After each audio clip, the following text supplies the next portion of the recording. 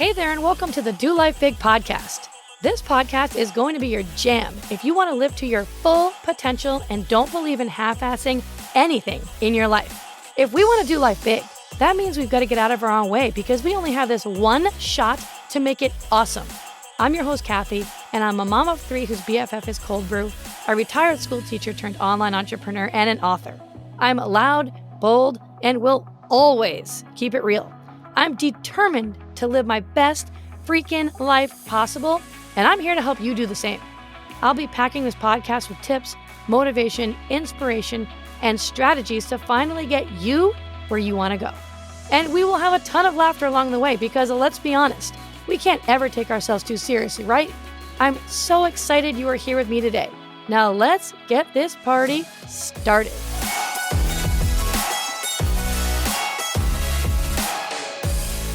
Hey, my friend, what's up? And welcome back to another episode of Do Life Big. I am so excited to have you here today because on today's show, we have a very special guest, Michelle, here with us. Hey, Michelle, how's it going? Hi, Kathy. Really excited to be here. Thank you so much for having me. I cannot wait. I cannot wait for this show. Everyone's going to love it so much. So let's dive in and get started here. I'd love it if you could just fill our listeners in and tell them a little bit about yourself to kick this off. Absolutely. Well, we were just chatting and a little bit about my background. So I'm going to make a long story somewhat short. So I started in health and wellness. I started teaching, coaching, training, bar, yoga, personal training, functional fitness, you name it. I probably taught, coached, boot camped, did it. And so when I started looking to expand my earning and income potential, I went to the online space. And I know you started in fitness as well, which is wonderful. I feel like we all segue into the online space with like a certain expertise or interest, and then we navigate the changing narrative path that kind of comes up and for us. So you'll hear a little bit about that today.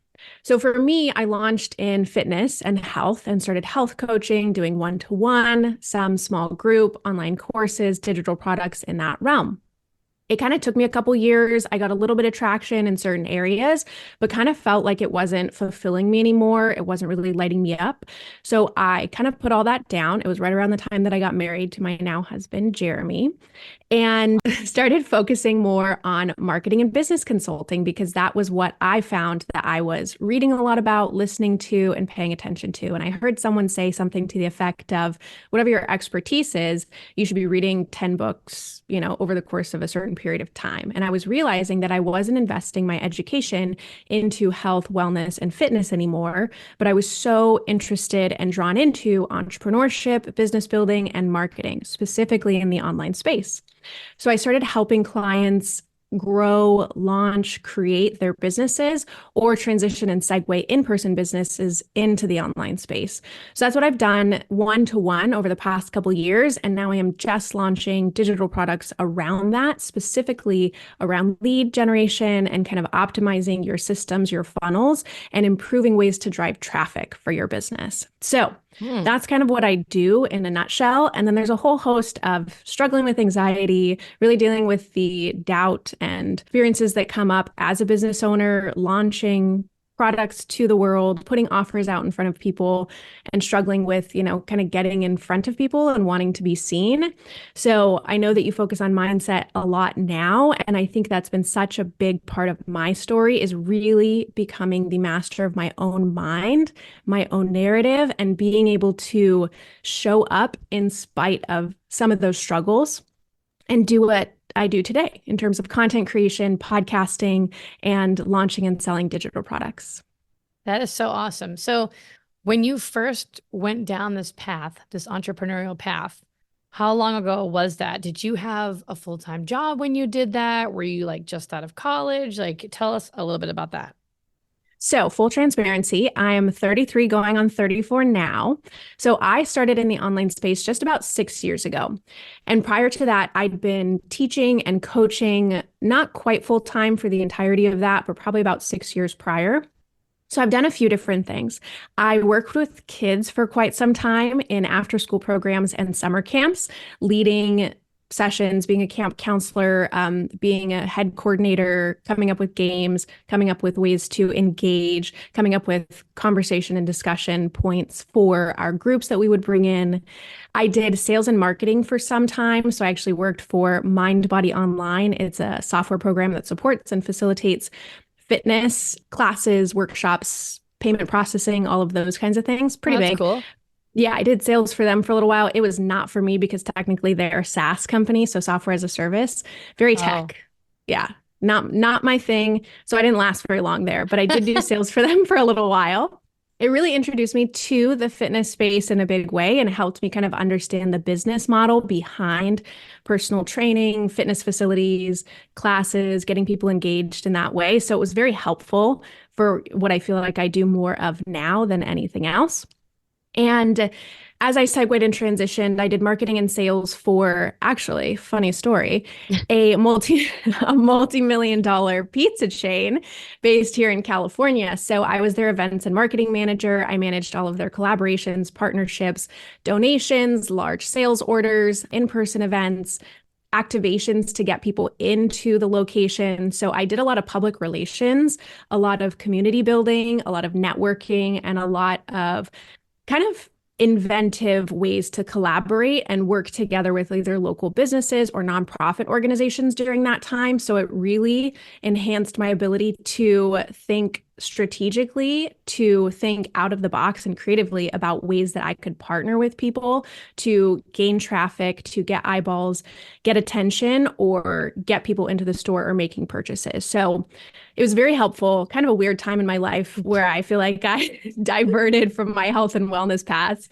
focused a lot on craft beer at the time, a lot on pizza, but we all have our winding stories. And then I love it. transitioned. Yeah. So at the time that I actually launched into the online space, I was more so focused on teaching full time. So I Okay. was teaching functional fitness, bar, yoga, and I was personal training. So that's ultimately where I was quote unquote making all of my money. And that's what I was doing. I was between 18 to 24 classes a week usually. So it was very taxing. It was Wow. very physical. Yeah, it was driving around town. I was working at different studios. I was coaching at different facilities, and then I had some one-to-one clients as well. So it was a lot of kind of going all over the place. And that's exactly where I was when I made that transition to the online space to kind of get out of that trap. Wow. That's awesome. That's quite the story.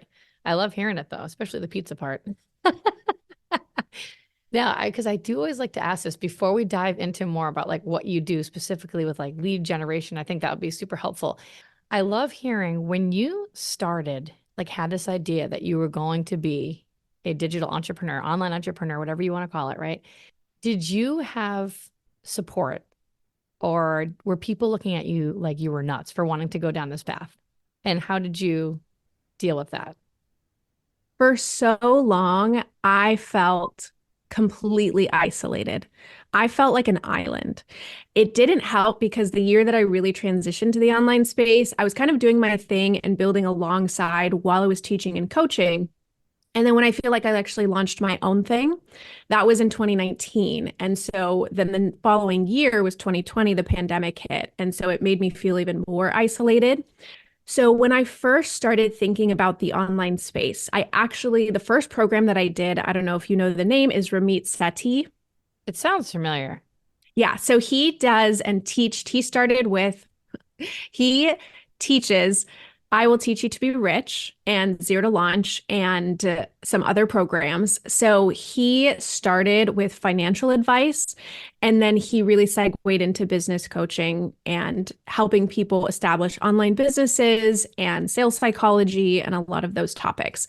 So that was my first like foray into the online space. And through that, I created a program. When I first started in the online space, I actually thought about hosting on other people's platforms first. So I didn't necessarily think about building my own audience, creating my own business and brand. I kind of took what I was doing and just went to people who are already doing it and then tried to get it onto their platforms. One of those platforms was Daily Elm, which focuses and centers around health, wellness, spirituality. So the first thing that I pitched to them was a bar program, and they didn't have anything at that time like that. And so we went forward with that. That gave me the experience that I needed to really create a course, focus on a sales page, like see what people were going to buy into, what they wanted to hear about, and then actually create and deliver the product that people were going to use and how they moved through that, making it kind of easy, accessible. And then from there, I wanted to do my own thing. So that's when I got into Ramit Sethi's work. He was my first foray and kind of introduction to the online space.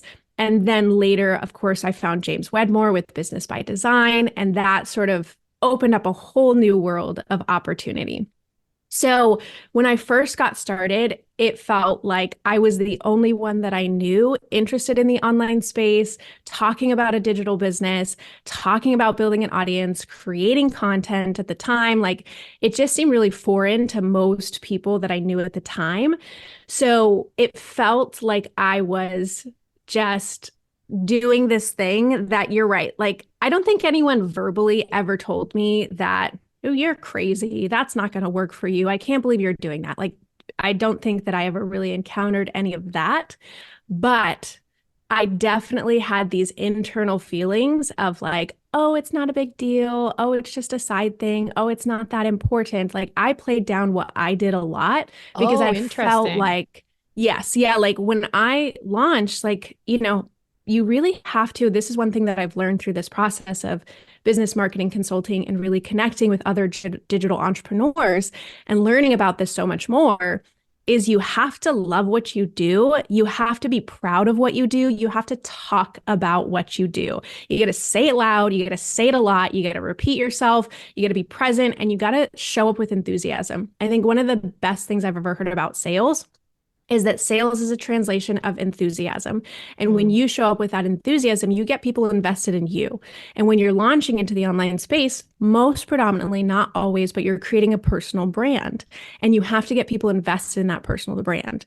And when I first originally got launched, I didn't have any connections with people doing what I was doing. I didn't really feel connected to even the groups that I was joining because, you're online, it feels far away. I hadn't attended any in-person events. And so again, I felt isolated, I felt alone, and I felt like I was just figuring this all out on my own. And so I was really kind of in my mind playing down a lot of what I was doing because I didn't feel comfortable or confident in what I was doing. Yeah, do you think that when you were doing that, you weren't really taking like full ownership and of the identity of being an actual CEO? Was that part of it? N- Not at all. Yeah, I wasn't even really acknowledging myself as a true business owner. Like, I think one of the biggest realizations that I've had this year is that yes, I've made money in my business, but it's also being treated as a hobby. Like it's just a really expensive hobby that I have Yeah. because I have invested so much money, so much time, so much resources, and I've put a lot of content out into the world and I have worked really hard to try to help and support people. But through that process, I was never really honoring that I was running a business. And Mm. now, as I've launched a physical product business and I've had the experience now and worked with, okay, this is the structure of a business. This is what you have to think about. This is profit and loss. This is taxes. This is this. All of the pieces of actually running a fully fledged business has made me realize how much I wasn't treating my online business like a business. So I feel like a lot of times in the digital space, things can get a little nebulous because you're like, oh, I really care about this thing. I want to talk about this thing. I want to help people. I want to serve people. So I'm just going to put some content out there. Maybe I'll have some products. Maybe I'll help people one to one. But oh, it's not that big of a deal. Oh no, like, oh, you can go to this person. Like I wasn't really selling myself and I wasn't structuring a full-fledged business because it felt just like intangible, Mm. being in the online space.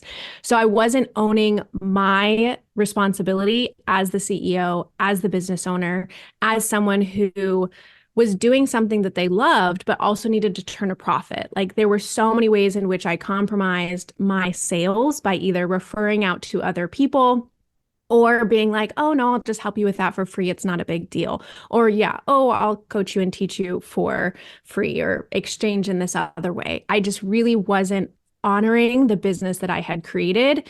And I think we do that, right? Because we started on the side or we started as a small thing or it is Right. a hobby at first. And we don't really create the structure that we need in order to say, this is how much money I need to make every single month. These are the bills that I need to cover. This is how much I want to pay myself out, at scale. These are the products that I have. This is how many I need to sell in order to meet those metrics and those goals. So, yeah, I wasn't owning that responsibility. I also didn't really have the wherewithal. This was 6 years ago. Right. And even though I'd learned about business, I'd never run, open, launched a successful business before.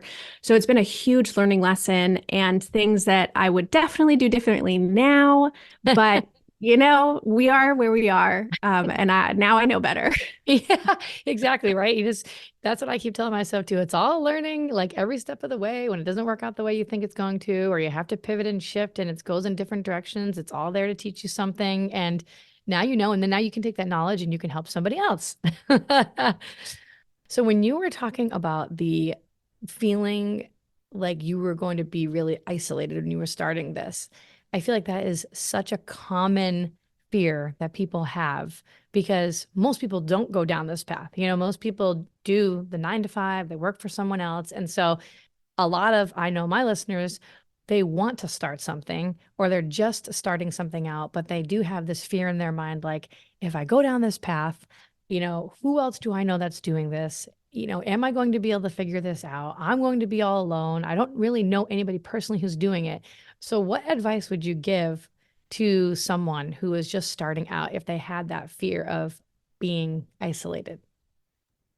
I think the best advice I can give, and this is from my personal experience of feeling this way when I started this process, is that no one is better than you. Even though they may seem quote unquote further along than you, they're figuring it out as they go. Nobody knows everything. And they also started from ground zero. So they respect exactly where you are in your process.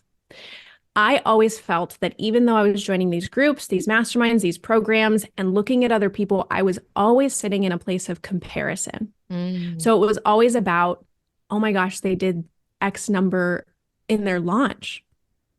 Oh my goodness, they've grown this much on social media. They have hundreds of thousands of dollars that they're making every single month. They've got all right. these members. They're reaching all these people. Like I could never measure up to that, or I'm not there yet. I don't have the value to bring to the table to even sit in the same room or have the conversation with that Mm, person. yes. And one thing, yeah, like big time. Yep. So, one thing that I've realized as I've started to go to in-person events, which I could highly encourage that you do, as soon as you can go to an in-person event, do it. Hmm. There are lots of connections you can make in the digital space, especially as you're creating a digital business. It can seem like that's the path, like just join an online group or get into a Facebook group or pay for a course or join a Right. mastermind.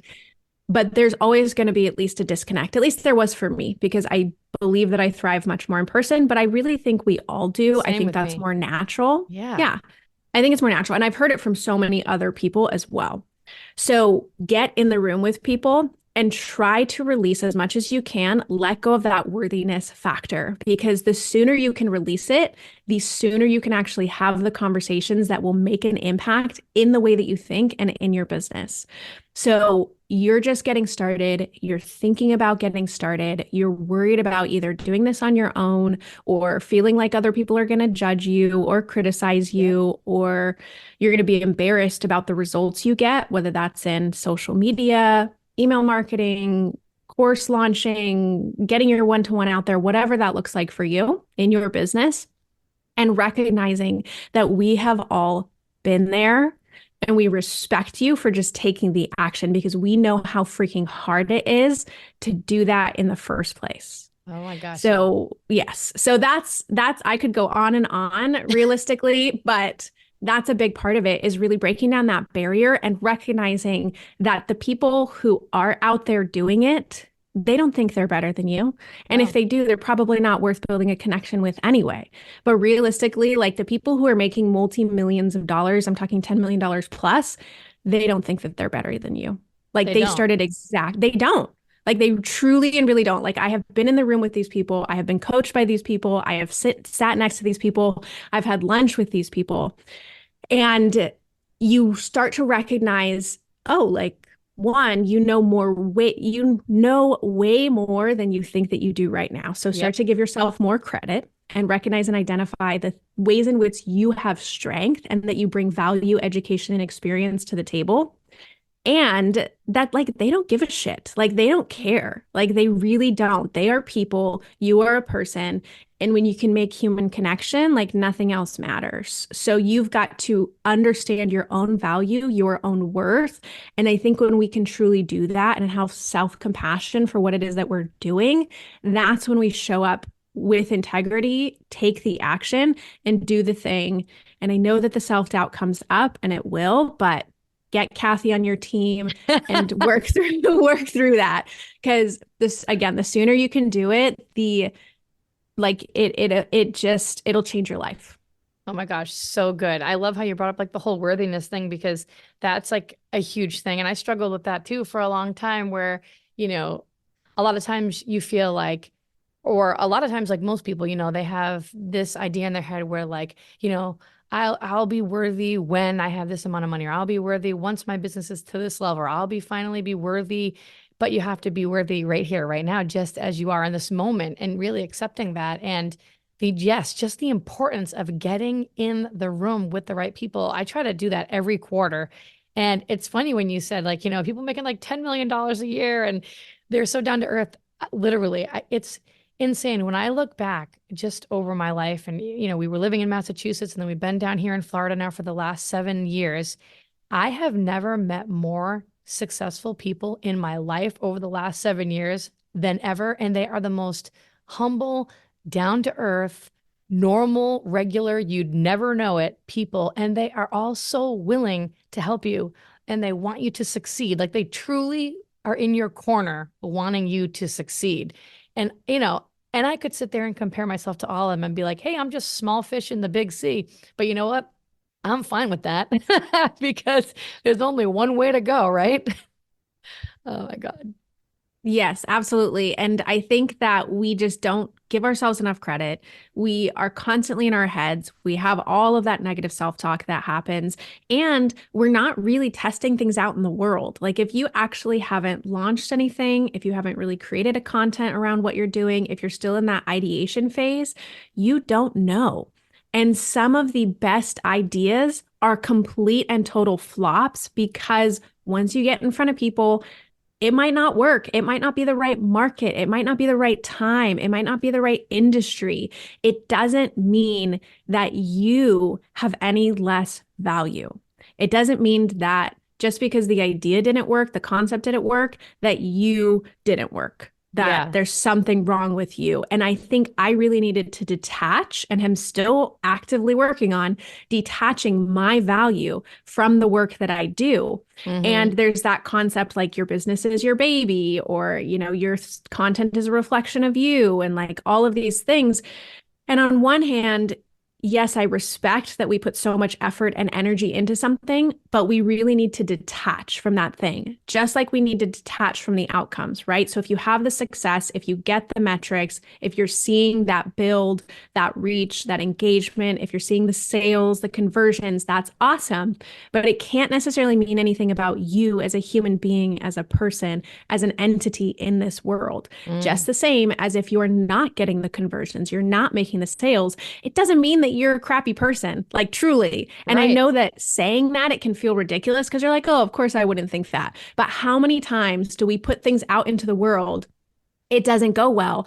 And then we internalize it and we make it about us. Oh, I did something wrong. Oh, I'm not good at this. Oh, there's something wrong with me. And every variation of that feeling, that narrative. But realistically, it's like your marketing, your products, your business is a separate thing from you. And yes, it can come from intuition and it can come from internal and it can be inspired, but it is separate. And when we can see it as separate, we can be more neutral in how we navigate growing and building our businesses. So if you're considering doing something like this, one, know that like shit is going to hit the fan. It's going to hit the fan hard.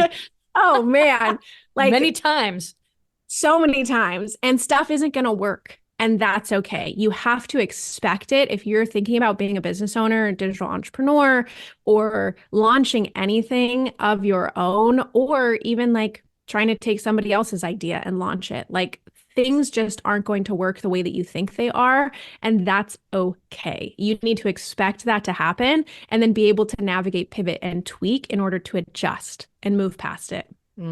That's so good. I know, because I know that was something I struggled with too. It was like when things weren't working the way that I wanted it to in my health and fitness business, and things were flopping left and right and failing left and right. I associated myself like I was the reason for that problem. That failure meant that I was the failure. That failure meant that I wasn't cut out to really do this. And it's so important. Yeah, you have to keep them completely separate from each other. Like you are not your business. What happens and doesn't happen, it's not you. It's all data. Keep it separate, learn from it, and just keep freaking going, right? Oh my gosh. I have one more question kind of along these terms before we go into like your tips and tricks for like lead generation and driving more traffic to you, because that will be super beneficial. I know you have some awesome freebie stuff too that we can give to the listeners, but what piece of advice would you give to someone who is in that situation where you were in, where you were doing something for a while and you kind of started to question, should I still continue to do this? Is it time to pivot? What advice would you give to that person that's in that situation? How do they know if it's time to pivot or they just actually haven't given it long enough? This is such a wonderful question because I think that we get, again, in our heads so much about it, and it can feel, and I'm going to describe this from my experience, it can feel like you are trying so hard. Like it can feel like you've created the different products and programs, you've been putting the content out into the world, you've been having the conversations, you've been on the podcast or featured in other people's memberships, you've done the features in online media, you have really been like working and working and working. And I see you and I see how hard you're working because I have been there too. And I think the thing that if you feel like, gosh, why isn't anything working? How to determine whether it is that you just haven't given it enough time or enough tweaking or enough adjustment versus I need to shift and pivot is twofold. One of which is going to be internal for you, and the second of which is going to be strategic. So you need to look at what you've actually been doing and get super, super real about it. Have you looked at all of the metrics? Have you looked at every single, if you're thinking about paid media, have you looked at the click-through rate? Have you looked at the conversions? Have you looked at the reach that you're getting? Have you looked at your ad spend and whether that is making sense? If you're doing it organically, same thing. What are the comments like? What are the engagements like? What's the actual traction that you're seeing? Are you getting DMs? Are you getting people to take that next step with you? And then what's the opt-in doing? What's the sales page doing? Like what's everything doing at every single step of the way? And then really analyze the consistency. So for a long time, I thought I was being consistent and I thought I was showing up a lot and I thought I was doing all these things. But when I looked back and I tracked the timeline, it was actually a little bit more scattered than I would have liked. And for me, the other piece of that, so that was the strategy piece. The other piece of that was the internal piece. So does it actually light you up? Because you have to have some sort of passion and interest in what it is that we do. If you're looking at larger businesses, it's a different conversation. But if you're looking at a digital business online and you are the type of entrepreneur who actually cares about what they're doing, because some people can just like, I'm going to go to work. I'm going to put in 8 to 10 hours. I don't really care what I do. I'm not really interested in being passionate. I can just pump out the work and make money. But if you're looking at being like that heart-centered and intuitive and passionate kind of business person, thought leader, magnetic personality, then you need to have interest, passion, and have that thing light you up. And I think for a long time, I clung to fitness because I thought it was the thing that I wanted to do forever, but it wasn't. And so for me, as I was getting the opt-ins, as I was getting the applications, you and I talked about this a little bit, but I was simultaneously trying to cast out this net. Come in, be a part of my business, buy my products, get into my programs. But then I would shut and close down the actual sales and conversion because I didn't actually want to work with people one-to-one when it came to this particular topic. Yeah. Like I was subconsciously thwarting all of my sales efforts, even though the lead generation was great, even though I was getting applications for my programs, even though I was putting myself out there. So when I look back at it, it's like, okay, the strategy, the structure was there, the metrics are converting. Remove myself emotionally, of course, and take that away, look at it neutrally. Does the strategy work? Yes or no? And then internally, am I lit up by this? Am I passionate? Do I have a fire inside of me? Am I interested and energetic and enthusiastic to talk about what I'm talking about, to do what I do, and to deliver on the service, product, or program that I'm putting out into the world? So asking yourself those two questions. And if you can sit back and say, the strategy is all there, the consistency is all there, but I don't have the passion as much anymore. It's not lighting me up. It's probably time to pivot. If you have the passion and the interest and the care and the enthusiasm for what you're doing, but you look back and the strategy is not quite there, then you should probably go back to the drawing board with strategy and tweak, improve, change, but focus on that same thing. So I hope that's helpful for anyone listening that feels like they're in that fork in the road of, like, I've been working. What do I do now? And for me, I think it was that my passion didn't align with the strategy anymore. It's like I had all the strategy, but I didn't have the passion. And we know, you and I, Kathy, and the people that we work with typically know that energetics is such an important part of what we do, especially when you're creating a personal brand, especially when you're asking people to invest in you. Again, sales is that translation of enthusiasm, and you're going to attract and draw in those people through your magnetic energy. And if you don't have those energetics and frequency, then you're going to repel people, or you're going to shut it down, or you're going to thwart or sabotage in some way. Yes. So having the energetics, having the strategy, and making sure those two things are aligned. Oh my gosh, that was so good. That was awesome. Thank you. Oh my gosh, that's so perfect. It's so true though, the whole energy piece, because I know even myself personally, and I know a lot of other people too, who they think just going through the motions of the things that they need to do in their business is going to be enough to get them the result that they want. And it's not. And I learned that the hard way. And I know a lot of people who had to learn it the hard way too. But yes, your energy is everything. It's everything. So important. Thank you for that. And I love that quote. What was that quote that you said about the sales? Sales is what did you say? Say it again. Sales is a translation of enthusiasm. And I think that I think it does a few things for us, is that oftentimes in our own businesses, we equate sales as being bad, right? You've heard so many times, at least like I have. Like the sleazy, like you're like the sleazy car salesman. You know, no one wants to be that person.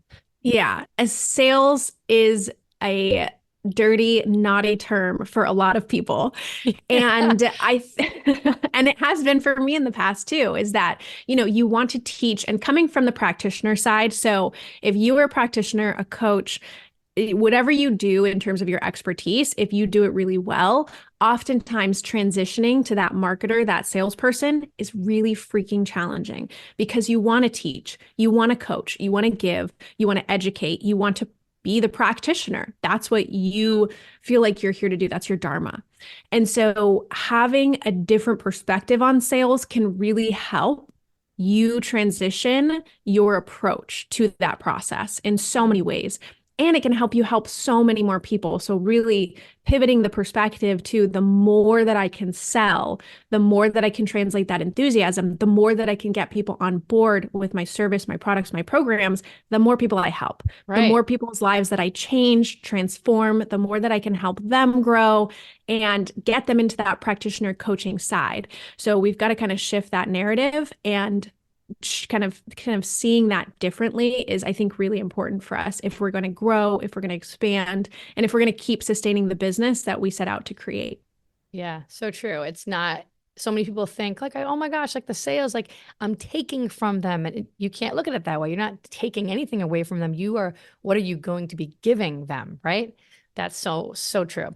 Let's dive into the really good stuff now with like tips on how, we can drive more traffic. You can go down your expertise here with this and share some good stuff here, because that's not my specialty. And I'm looking forward to learning from you right now. So we'll definitely link up in the show notes an easy way to drive traffic. It's just basically like a list, a little bit of a guide on all of the different ways you can drive traffic. So I think this is where kind of my creative thinking comes in, collaborative opportunities that I've leveraged in the past, and kind of the different ways that I've led through my career, because I didn't just start in the online space. It comes from a whole background of being in the community, of creating different things, whether that's in the nonprofit space or whether that's in, I did a lot of community events, as I've Nice. evolved here in this space. So it kind of comes from that kind of creative thinking and outlet. You have a lot of traditional ways, right? You've got your social media channels, you've got your paid advertising, whether that is Google, Facebook, Instagram, TikTok, whatever. You've got YouTube, you've got SEO. There are a lot of traditional ways that you can go about pushing traffic. So there's a couple of things here. I'll talk about them separately because I think it's important that we think about them a little bit separately. One of which is driving traffic. So that's just a matter of like getting in front of people and pushing them to do something, right? Because most of the people that I work with, they don't necessarily have a problem with getting in front of people. It's usually pushing them to do something, right?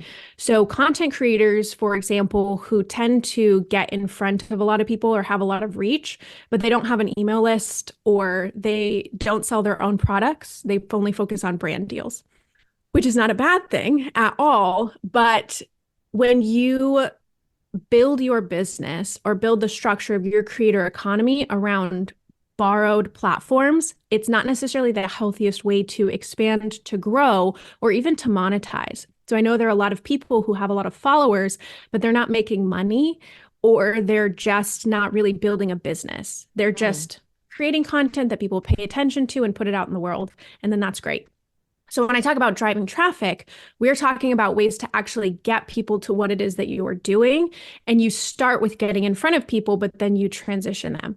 Okay. And then lead generation is getting that opt-in. So now you've gotten to them to the page. Now there's the matter of actually getting them to opt into the thing that you're doing. So that's your landing page that has everything that you need to do. And of course, we're in an amazing program that walks you through that process. But a lot of people get stuck because you're in your own head. This is one thing that I've found with clients and even for myself. It's a lot easier as a third-party person to look onto something and say, shift this, tweak this, change that, because I'm not running through and cycling through everything that you know, everything that you want to say, and everything you want to teach and try to cram into the page, right? So true.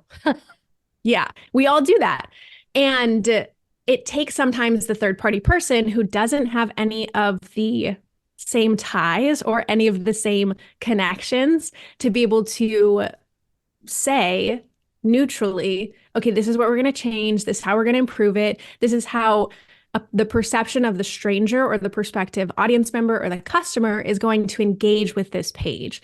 This doesn't make sense. This is how we can tweak and change this. So you've got driving traffic and you've got the actual lead generation, which is your opt-in conversion, the copy, the way in which you're setting up the page, and how you get people to take action to opt into the thing that then is going to kind of feed them into your pool, your network, your email list, and how you nurture and convert them later on, right?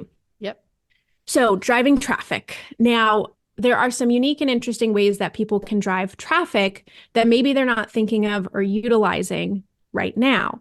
And because we're in the digital space, I want to emphasize in-person events as a way to do this if you haven't yet. Or if you think like, I really excel in person, but I don't translate as well. So my content creation isn't really landing. I'm not really getting in front of a lot of people. Is like, take what's already working. If you are good in person, leverage that opportunity. How can you participate more in in-person events? How can you speak on stages? How can you get in front of people that then you can either pull the list from, which coordinators, organizers can do, or share in that way, as long as obviously it's okay. You can offer a gift or an opt-in at that time. Or just like, I know it sounds so silly, but sometimes just that traditional, hey, we're doing a giveaway, join the email list. Or if you sign up for the email list, I'm setting up free 15-minute consultations and getting people that way. So that's a little bit of like traffic and lead gen. Oh, those are good tips. Yeah. Elite. And then obviously driving traffic, getting featured in other places is very helpful. And people, I think, again, this goes back to the self-doubt and the lack of confidence that's really important, is that we oftentimes just default to the things that we feel comfortable with, and maybe we don't feel comfortable reaching out to people. So this is a way that I'm leveraging to get in front of people and drive traffic to what it is that I do. But that can look like, getting featured in someone else's blog, on their social media channels, mentioned in their newsletter. And whether these are paid opportunities or whether they're collaborative opportunities, we are missing out all the ways in which we can actually connect with people. And I think we're not doing it because we feel embarrassed about where we are, or what do I have to offer? What am I going to say? Or how am I going to help? And I think if you can reach out with the intention to give and to provide first, I think there are so many ways in which you can help support other digital business owners. Like, we're looking for people to be on our podcast, as experts in their field. Yep. So it's helpful for us to be able to gain your presence and have that conversation. And then you get in front of our audience, social media channels, as well as actually on the podcast. So I think the guest collaborations are really positive.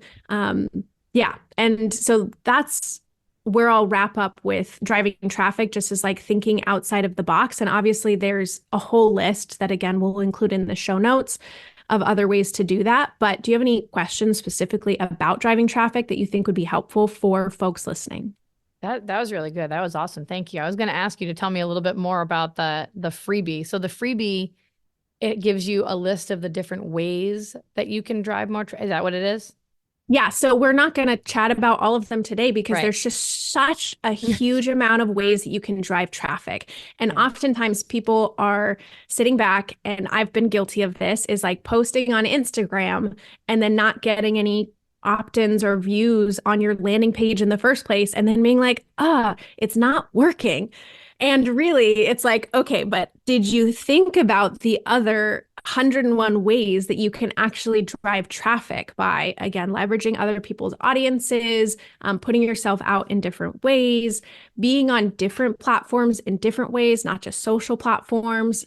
So there's a lot of ways in which you can think about driving traffic that are probably more than what you're doing right now. And so it's like you're probably doing this small segment, if you're listening, and thinking like, oh, okay, how come I can't drive more traffic? It's like, well, you're probably just doing the same thing over and over again and expecting a different result. But if you start going at it from different ways, I mean, if you look at it, okay, one of the things that I'll actually bring up that I think is a really beautiful case study. And even though these people are at a very high level, and if you're listening, you're going to think like, that doesn't apply to me. But we can take what they're doing and we can model it on a smaller scale. Yes. So if you are familiar with Brendan Burchard, who is big, high performance, personal development, like high level coach, but also teaches business and marketing. He has like probably the highest personal development mastermind in the world. I know Tony Robbins hosts one too. So like we're talking like high level people. They're up like there. All the people like Amy Porterfield, Jenna Kutcher, Lewis Howes, Mel Robbins, Jay Shetty, like all of the people that you know that are the top level people in the world when it comes to personal development or business building. It's those people. Right. But look at what they do from a marketing perspective, is that typically as a group, collectively, whenever one person is talking about someone, everybody else talks about it, highlights them, brings them on. So if you have a book launch or if you have a program launch, what do you want to do at that time? You want to drive as much traffic as possible. So what do you have? You have your own organic channels and you have your own paid advertising. Okay, great. But that probably gives you about 10% of the opportunity that you have. But if you can leverage 10 other people's organic social media channels, paid channels, if you're an affiliate, if they become an affiliate, right? Because they'll do that. Or just getting in front of their podcast, their social channels, like everything that they're talking about doing when they speak about things, having them onto yours and borrowing that authority.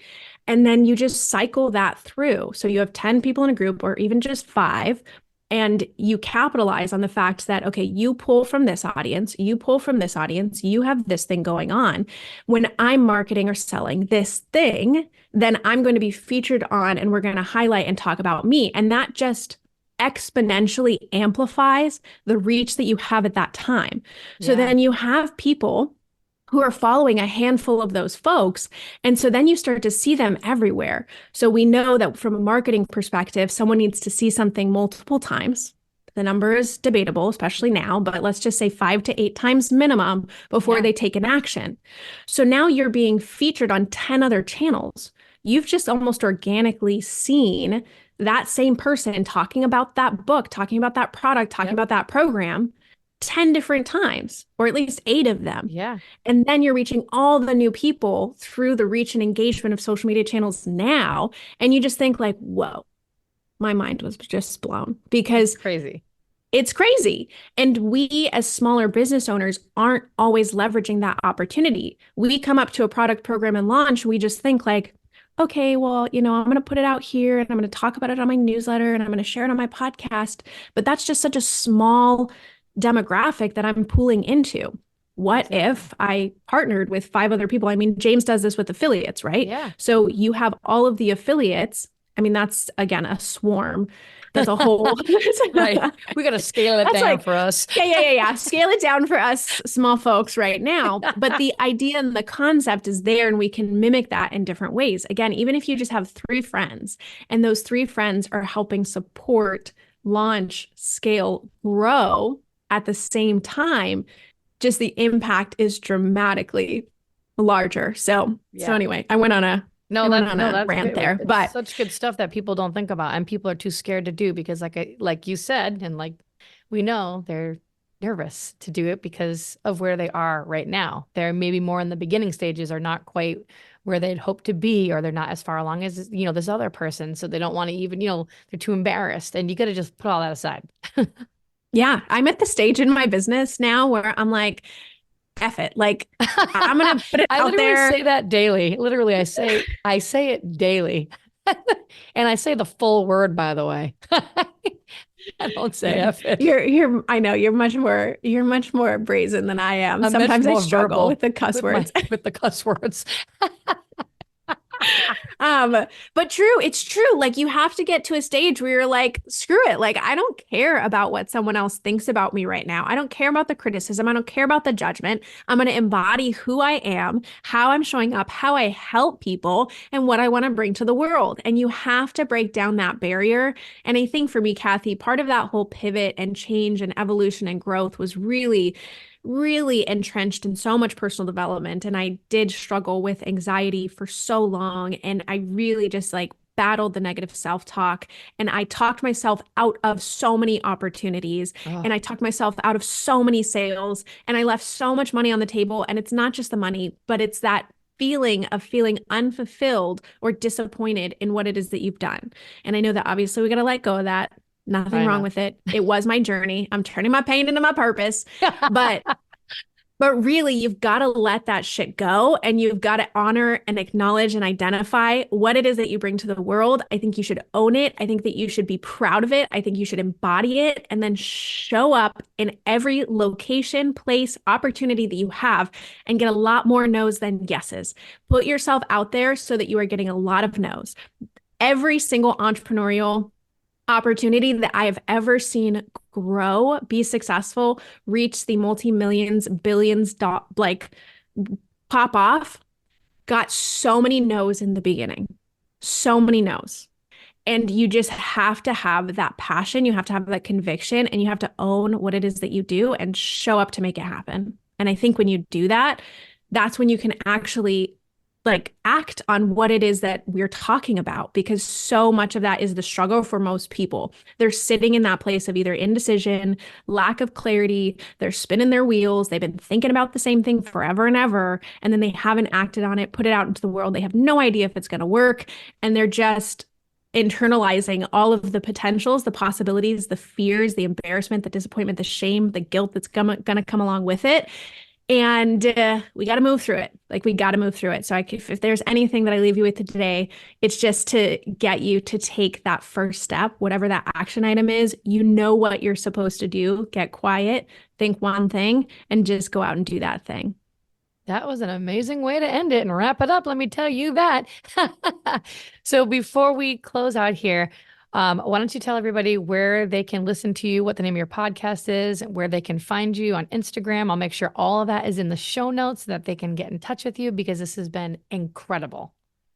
Thank you, Kathy. Again, thanks so much for having me. This has been so much fun. And I think that's what we need to do more of, is like imbue fun and energy and excitement into our work and our business, because it really should be like, because otherwise, what the heck are we doing this for? Right. What are we all doing? Yeah. What are we doing? What are we even doing here? You can find us on our podcast. I would love if you came and hang out with us. It is me and my co-host, Joanna Newton. She is the business owner of a $500,000 agency, millennial marketer, wonderful. And so we talk on her first, prioritizing you in business and life. It's a lot about digital marketing and online business, but really also about being a female entrepreneur or business owner and how that shows up in our personal and professional life. You can find me on Instagram at @THE Michelle Pualani, and that's MICHELLE Pualani, PUALANI.